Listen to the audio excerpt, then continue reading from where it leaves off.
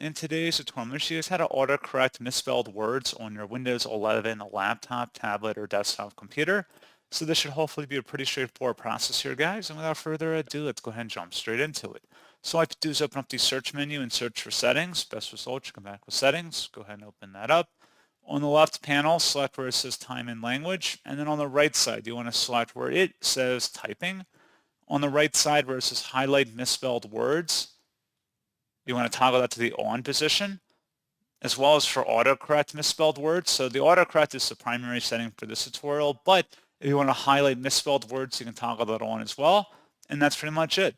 So as always, thank you guys for watching this brief tutorial. I do hope that was able to help you out, and I do look forward to catching you all in the next tutorial. Goodbye.